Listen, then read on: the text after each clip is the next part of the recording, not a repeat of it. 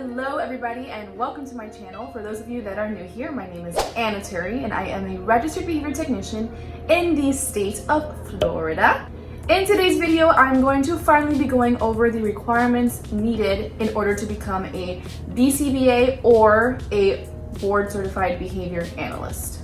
If you do find this video helpful, please be sure to give me a big thumbs up as well as subscribe to my channel and hit the notifications so we can be on the same page. If you are interested in this field and are interested in becoming a board certified behavior analyst, please keep on watching. Thank you very much.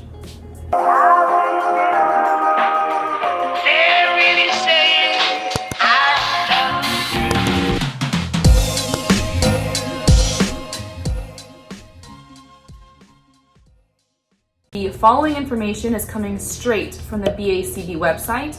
I will be leaving a link to the exact document where I'm getting all of this information from in the description box, so you can go ahead and take a look at that yourself, but I am going to be breaking it down for you. Also keep in mind that the requirements I'm going to go over are for those of you that will be applying for the BCBA credential after January 1st of the year 2022.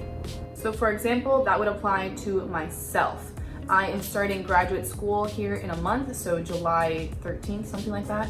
And I should probably look into that actually. But I am going to be starting graduate school soon, but I will not be done with all of my graduate courses and be able to apply for the BCBA credential until after January 1st of 2022. So that is why I am letting you guys know that. The reason I'm going over these requirements versus the other ones is probably because people that are already have started working towards their BCBA, they know what they're doing. So I'm trying to help out all the new folks. These are the new requirements necessary in order to become a board certified analyst. So there are 5 pathways in which you can take to get this credential done. I will be going over the second pathway, which is the behavior analytic coursework pathway, which I feel the majority of people take this in order to get their credential done. If you feel like this pathway does not apply to you, please take a look at the BACB website and you can take a look at the other 4 pathways that they offer in order for you to get your credential. First requirement you must have is a graduate degree. That is either a master's or a doctoral degree from a qualifying institution in the US or institutions outside of the US that meet certain criteria. You are able to check if that degree meets the requirements. You can visit the BACB's website on their preliminary coursework evaluation page and submit a request to see if your degree meets those standards and if you are a-okay to move forward. Okay, so the second requirement, folks, alongside your master's or doctoral degree, you do need to have behavior analytic coursework completed from, of course, a qualifying institution. This coursework needs to be of graduate level, obviously, right? It needs to be taken for academic credit. You have to pass all of the coursework classes with a grade of C or higher. We want A's though, right? A's, maybe B's. I'll let you go if you have a B. And of course covers the required content on the BACB's 5th edition task list. Okay, now your third and most confusing requirement are your fieldwork hours. Now is a good time again to get a piece of paper or your phone out and write this stuff down. This gets a little confusing, but you should be able to keep up.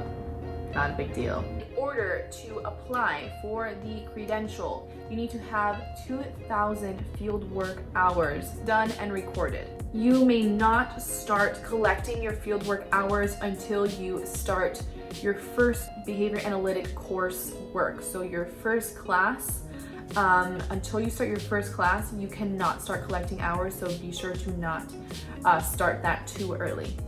Also make sure that you are not surpassing 5 years of collecting these hours. If you pass 5 years of collecting hours, the 2,000 hours, you are not eligible.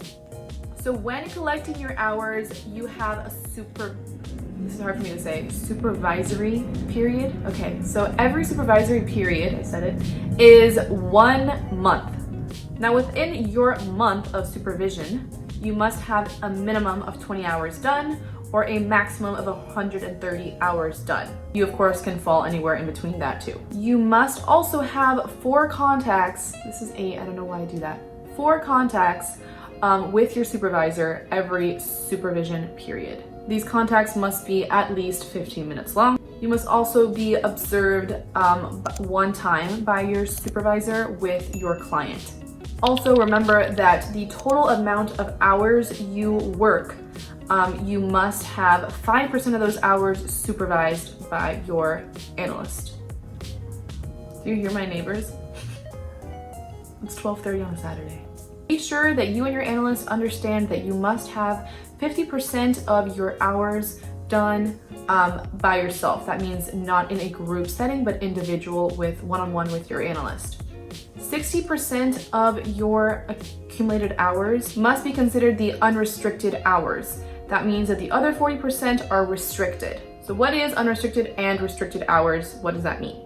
So restricted activities are considered the delivery of therapeutic services to a client. So your working hours with a client are considered your restricted hours. So unrestricted hours can be gained by doing unrestricted activities, such as conducting assessments, developing behavior plans, and staff training, things like that. Something else that the BACB is offering that I think is pretty cool is called the Concentrated Supervised Fieldwork. Now, with this route, you are able to accumulate 1,500 hours. So instead of 2,000, you can do 1,500. Now, of course, there's a catch. In order to get the 1,500, you just need to be supervised more. Linda, shut up! So with 2,000 hours, you need to be at a minimum of 4 contacts with the supervisor a month. With the 1,500, you need to have 6 contacts with your supervisor a month. So in the other option of 2,000 hours, you only have to have 5% of your hours supervised. And this 1,500 option, you have to have 10% of your hours supervised. So that is something that they do offer. I think it's pretty cool. Totally up to you guys and your supervisor, whatever you guys can work out to see what would work best for the two of you. But that is something that is available to you. At this point, you're probably like, where do I record all of this? How do they know I did these hours? So actually on the board, I will leave a link in the description box. There is this thing called the Fieldwork Tracker. So basically the Fieldwork Tracker is an Excel sheet that the board came up with, and that is where you write down all of this information. You're writing down your supervisor's name, every single date.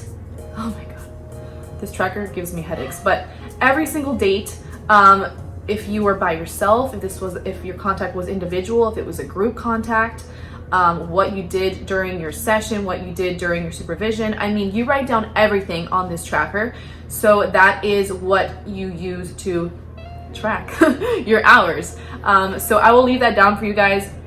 You can take a look at it and review it and see what it is exactly that you will be writing down. But that is how you track all of these hours. After you do these 3 things, you are able to then apply for your RBT credential, and you have to, of course, sit for the board exam. Basically, you have to have your degree, your coursework done, your fieldwork hours done. 3 things are done just so you can sit down for the board exam.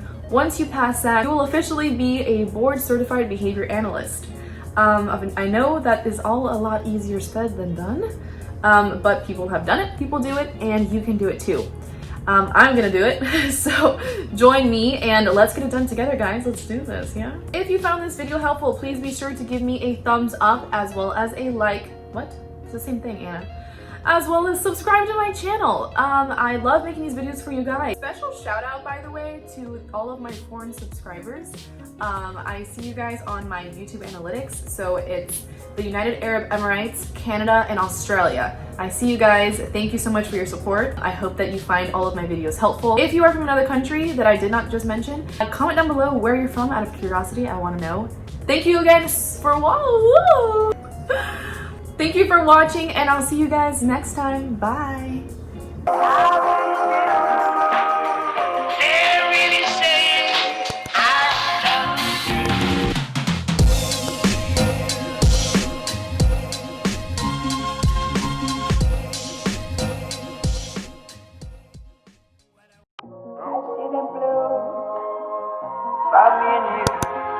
And I think to myself,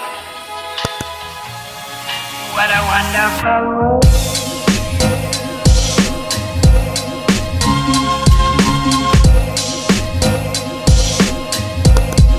What a wonderful world.